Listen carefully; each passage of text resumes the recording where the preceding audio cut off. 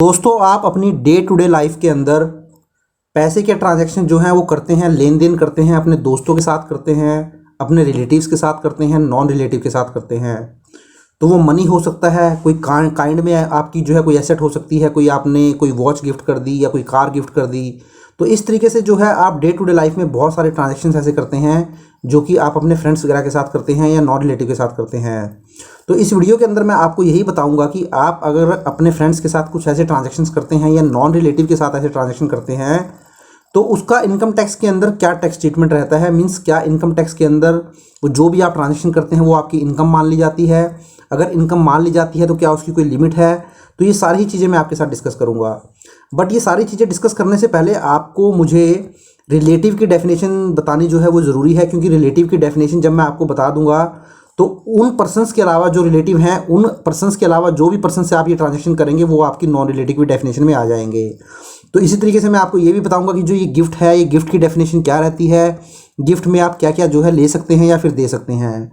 इसके अलावा आपको क्या क्या डॉक्यूमेंटेशन जो है वो करके रख लेनी चाहिए, ताकि आपने अगर कोई गिफ्ट लिया है अपने फ्रेंड से या नॉन रिलेटिव से तो आपको अगर कोई इनकम टैक्स का नोटिस आता है तो वहाँ पर आपको कोई जो चैलेंजेस हैं वो फेस ना करने पड़े। इसी तरीके से ये जो अमाउंट आपने लिया है वो ITR में आपको कैसे दिखाना है, कहाँ जाकर दिखाना है, या दिखाना भी है कि नहीं दिखाना है, वो भी मैं आपको बताऊंगा। तो चलिए इन सारी ही चीज़ों को इस वीडियो के अंदर हम समझ लेते हैं। तो देखिए दोस्तों, जैसे कि मैंने आपको बताया था, सबसे पहले तो मैं आपको रिलेटिव की डेफिनेशन बता देता हूँ, क्योंकि इस वीडियो के अंदर जब ये रिलेटिव की डेफिनेशन आपको मालूम चल जाएगी तो इनके अलावा कोई भी पर्सन जिससे आपको पैसा मिलेगा या कोई काइंड में कोई गिफ्ट मिलेगा तो वो आपका नॉन रिलेटिव कहलाएगा। तो सपोज करें एक इंडिविजुअल है, सपोज करें मैं अपना ही एग्जांपल ले लेता हूँ। तो मेरे केस में देखिए रिलेटिव कौन रहने वाला है, मेरी स्पाउस मेरी रिलेटिव कहलाएगी। मीन्स स्पाउस का मतलब होता है मेरी वाइफ, मेरा ब्रदर, मेरी सिस्टर, मेरे फादर, मेरे ग्रैंडफादर, मेरी ग्रैंड मदर, मेरी मदर, मेरा सन और मेरी डॉटर। तो ये फर्स्ट लेयर है दोस्तों जो कि मेरे रिलेटिव हैं। अब फर्दर देखिए मेरा रिलेशनशिप जो है वो एक्सटेंड हो जाता है। तो देखिए स्पाउस के केस में अगर मैं बात करूं तो स्पाउस के जो ब्रदर हैं और उनकी वाइफ हैं, मीन्स मेरे जो ब्रदर इन लॉ हैं और उनकी वाइफ हैं। इसी तरीके से मेरी सिस्टर इन लॉ और उनके हस्बैंड, मेरे father in law, mother in law. इसी तरीके से जो मेरे फादर इन लॉ और मदर इन लॉ थे उनके जो मदर और फादर थे तो वो भी मेरे रिलेटिव कहलाएंगे। वहीं अगर मैं ब्रदर की बात करूँ तो जो मेरी ब्रदर की वाइफ हैं, सिस्टर की बात करूँ तो जो मेरे सिस्टर के हस्बैंड हैं, फादर की बात करूँ तो जो फादर के ब्रदर हैं या ब्रदर उनकी सिस्टर हैं, मीन्स मेरे चाचा चाची, मेरे ताऊ ताई या मेरी बुआ और मेरे फूफा। सिमिलरली अगर मैं मदर की साइड से बात करता हूँ तो मेरे मामा मामी, मेरे मौसा मौसी, और मेरा बेटा है अगर उसकी शादी हो गई है तो मेरी डॉटर इन लॉ, और वहीं अगर मेरी बेटी है उसकी शादी हो गई है तो मेरा सन इन लॉ। तो देखिए दोस्तों ये है डेफिनेशन जो है रिलेटिव की, ये पर्सन जो है रिलेटिव की डेफिनेशन में आते हैं। अब सपोज करें जो मेरे चाचा चाची हैं, मेरे मामा मामी हैं, मेरे फूफा फूफी हैं, मेरे मौसा मौसी हैं, इनके आगे बच्चे जो होंगे दोस्तों वो रिलेटिव की डेफिनेशन में नहीं आएंगे। तो मेरे केस में अगर मैं बात करूं, मामा मामी हो गए, मौसी हो गई, फूफा हो गए, बुआ हो गई, ये मेरे रिलेटिव हैं। बट आगे इनके जो बच्चे होंगे उनके साथ अगर कोई आप ट्रांजेक्शन करेंगे पैसों का या वो आपको कोई गिफ्ट देते हैं तो फिर वो रिलेटिव की डेफिनेशन में नहीं आएंगे, वो नॉन रिलेटिव की डेफिनेशन में आ जाएंगे। अब देखिए अगर आपको रिलेटिव से गिफ्ट मिलता है तो दोस्तों इसके ऊपर ऑलरेडी ही मैं एक डिटेल में वीडियो जो है वो बना चुका हूं, और उस वीडियो का लिंक जो है मैंने नीचे डिस्क्रिप्शन में दे दिया है, आप जाएं और देख लें, या आप ऊपर आई बटन में भी देख सकते हैं। क्योंकि जब रिलेटिव से आपको कोई गिफ्ट मिलता है और नॉन रिलेटिव से कोई गिफ्ट मिलता है तो उन दोनों में बहुत ही ज़्यादा जो है डिफरेंस होता है इनकम टैक्स के पॉइंट ऑफ व्यू से। दोनों का जो टैक्स ट्रीटमेंट है वो डिफरेंट होता है। तो अगर आपको इन पर्सन से, जो ये मैंने पर्सन आपको बताए हैं ये रिलेटिव हैं आपके, इनसे अगर कोई गिफ्ट मिलेगा तो वो रिलेटिव से गिफ्ट माना जाएगा और उसका टैक्स ट्रीटमेंट जो है इनकम टैक्स के अंदर डिफरेंट तरीके से होगा। इनके अलावा किसी पर्सन से मिलेगा तो फिर वो नॉन रिलेटिव की डेफिनेशन में आ जाएगा। तो उसके लिए आप इस सेक्शन में जो है वो बने रहें। तो ये मेरी होगी रिलेटिव की डेफिनेशन। तो अब देखिए मैं बता देता हूँ कि गिफ्ट किसको बोलते हैं।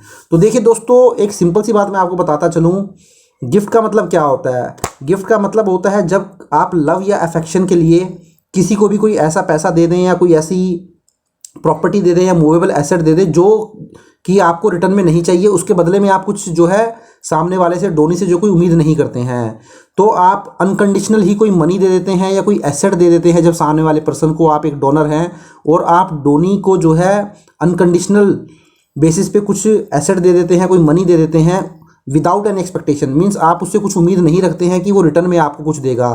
तो इस तरीके से जब कोई पैसा दिया जाता है, कोई गिफ्ट दिया जाता है या कोई एसेट दी जाती है तो उसी को गिफ्ट जो है वो बोला जाता है। जहाँ पर अगर आपने कोई पैसा दिया और आप सामने वाले पर्सन को वो आपको रिटर्न करना पड़ेगा, तो उस केस में फिर वो गिफ्ट नहीं कहलाएगा दोस्तों। ऐसी सिचुएशन में वो वाली चीज़ जो है वो लोन में कवर हो जाती है। तो वो वाला भी जो है इसी टॉपिक के अंदर मैं आपके साथ डिस्कस करूंगा।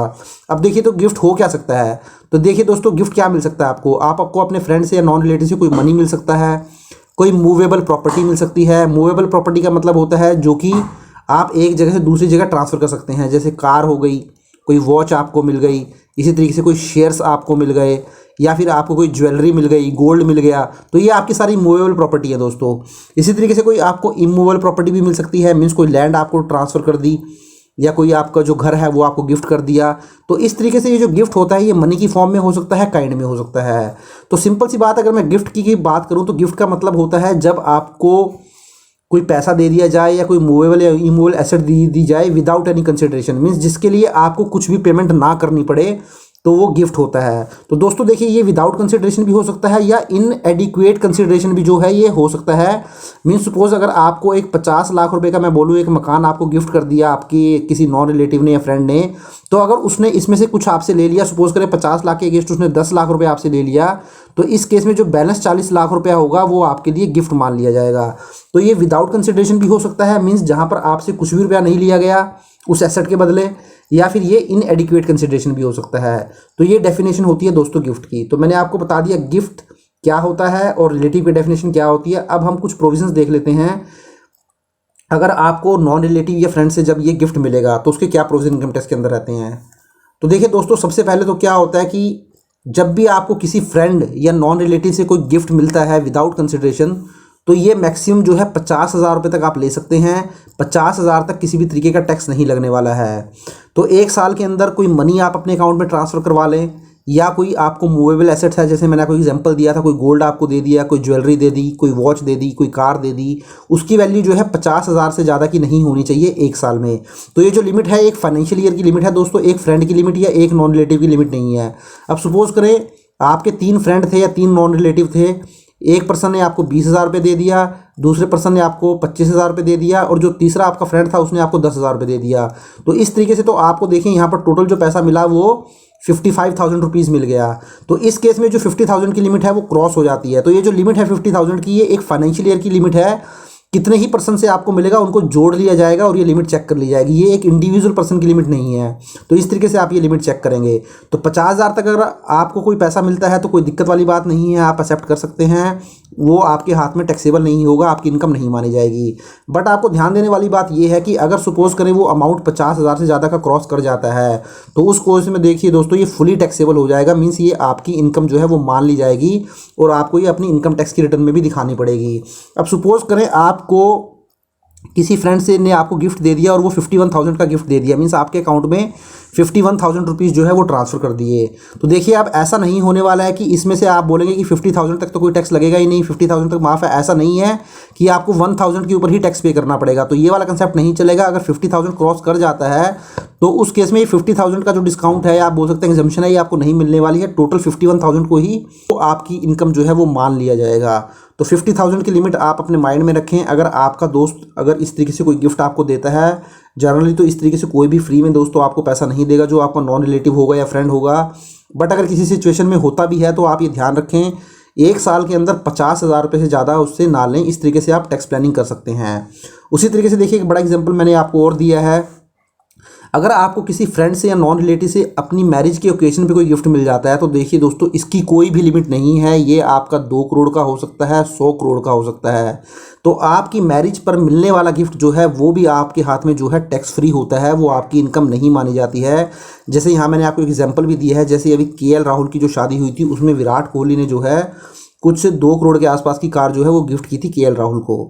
तो ये वो एग्जांपल है, जब आपकी मैरिज का ओकेजन होता है तो मैरिज के ओकेजन में आपको कितना भी बड़ा गिफ्ट दिया जा सकता है। वो मूवेबल एसेट हो सकती है, कोई लैंड या आपका जो है हाउस हो सकता है, कोई इमूवेबल प्रॉपर्टी हो सकती है, आपके अकाउंट में डायरेक्टली पैसा ट्रांसफ़र कर सकता है। तो इस तरीके से देखिए आप जो है मैरिज के ओकेजन पे अगर कोई गिफ्ट रिसीव करते हैं तो वो टैक्सेबल जो है वो नहीं होगा। तो इस तरीके से ये 3 पॉइंट बहुत ही इंपॉर्टेंट इसमें रहने वाले हैं दोस्तों, ये आपको ध्यान रखने हैं। तो इसका निचोड़ यही है कि आपका फ्रेंड या नॉन रिलेटिव आपको 50,000 रुपये तक का गिफ्ट एक साल में दे सकता है, आपको कोई टैक्स पे करने की ज़रूरत नहीं है। वहीं अगर 50,000 रुपये क्रॉस कर जाता है तो वो पूरा ही अमाउंट आपकी इनकम मान ली जाएगी। और फाइनली अगर आपका कोई नॉन रिलेटिव है, कोई फ्रेंड है, आपको आपकी मैरिज के ओकेजन पे गिफ्ट दे देता है तो वो गिफ्ट कितने भी अमाउंट का हो सकता है तो वो आपको टैक्स फ्री हो जाएगा। तो ये 3 सिचुएशन इंपॉर्टेंट है। तो चलिए अब हम बात कर लेते हैं डॉक्यूमेंटेशन की। तो देखिए दोस्तों, जब भी इस तरीके से आप अपने फ्रेंड से या नॉन रिलेटिव से कोई गिफ्ट लेते हैं तो आप गिफ्ट डीड जरूर बनवा लें, क्योंकि गिफ्ट डीड जब आप बनवा लेते हैं तो आप एक सेफ हो जाते हैं। कल अगर आपको कोई इनकम टैक्स डिपार्टमेंट से नोटिस आता है तो आपको जो है प्रूफ करना ईजी हो जाता है कि आपको ये गिफ्ट मिला था।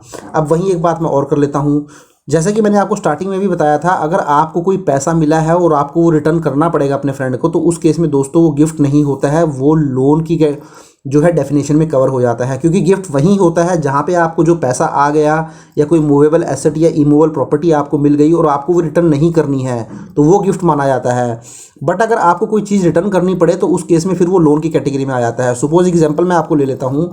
सपोज आपका कोई फ्रेंड है और वो फ्रेंड आपको जो है 20 लाख रुपए जो है आपके अकाउंट में ट्रांसफ़र कर देता है, क्योंकि आपने क्या करना था, एक हाउस परचेज़ करना था और आपने वो हाउस परचेज़ करने के लिए अपने फ्रेंड से एक हेल्प ले ली 20 लाख रुपीज़ की। तो आपके फ्रेंड ने क्या है, वो 20 लाख रुपये आपके अकाउंट में ट्रांसफ़र कर दिया। अब आपके फ्रेंड ने बोला, यार ये मुझे जो 20 लाख रुपीज़ है ये तू मुझे 2 साल के अंदर जो है ये रिटर्न कर देना। तो यहाँ पर देखिए, ये जो 20 लाख रुपये है आपको फ्री में नहीं मिला है, ये आपको उसको रिटर्न करना है। तो इस सिचुएशन में ये जो है गिफ्ट नहीं माना जाएगा, ये लोन की डेफिनेशन में काउंट हो जाएगा। तो इसके लिए दोस्तों क्या है, सेफर साइड के लिए क्या करना है आपको, एक अपने फ्रेंड के साथ जो है स्टैम्प पेपर के ऊपर लोन एग्रीमेंट बनवा लेना है और उसके अंदर इंटरेस्ट का क्लॉज और जो भी आप पेमेंट की टर्म्स आपकी रहेंगी वो सारी इसके अंदर मेंशन करवा लीजिए और उसके अकॉर्डिंग ही जो है आप इस लोन की पेमेंट अपने फ्रेंड को करते रहिए। तो इससे क्या होगा कि इतनी बड़ी अमाउंट जो आपके अकाउंट में आएगी, सपोज करें, और कल आपको इनकम टैक्स से कोई नोटिस आता है तो फिर उस तरीके से आपको भी कोई दिक्कत होने वाली नहीं है और जो आपका फ्रेंड है उसको भी कोई दिक्कत इस सिचुएशन में नहीं होने वाली है। तो ये सेफर साइड है। और वहीं मैं लोन की बात करूँ तो दोस्तों, लोन आप कैश में तो लेना ही मत, क्योंकि जो कैश की लिमिट है वो बहुत ही कम लिमिट है। 19,999 मीन्स 20,000 से नीचे नीचे ही एक फाइनेंशियल ईयर में आप कैश में लोन ले सकते हैं पूरे साल के अंदर।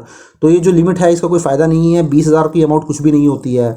तो ये सिर्फ एक फॉर्मेलिटी के लिए जो है एक फिगर रखी गई है। तो अदरवाइज़ जो है हमारी जो गवर्नमेंट है उसका तो फोकस यही है कि कैश की जो ट्रांजैक्शन है वो अवॉइड की जाए।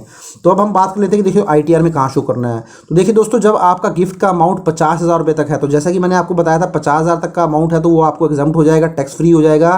तो इसलिए आपको इनकम टैक्स की रिटर्न के अंदर ये कहीं भी दिखाने की जरूरत नहीं है, क्योंकि ये आपकी इनकम ही नहीं मानी जाती है। बट अगर आपका जो गिफ्ट का अमाउंट है वो 50,000 रुपये से क्रॉस कर जाता है तो उस केस में दोस्तों वो आपकी इनकम मान ली जाएगी और वो आपको अपनी इनकम टैक्स की रिटर्न के अंदर दिखानी पड़ेगी, income under the head other sources. तो वो अदर सोर्सेज की इनकम आपकी मान ली जाएगी और अकॉर्डिंगली जो भी आपका टैक्स स्लैब होता है, सपोज करें आपकी इनकम जो है ऑलरेडी वो 10 लाख रुपीज़ से के अबव है, तो आप सपोज करें 30% स्लैब में फॉल करते हैं।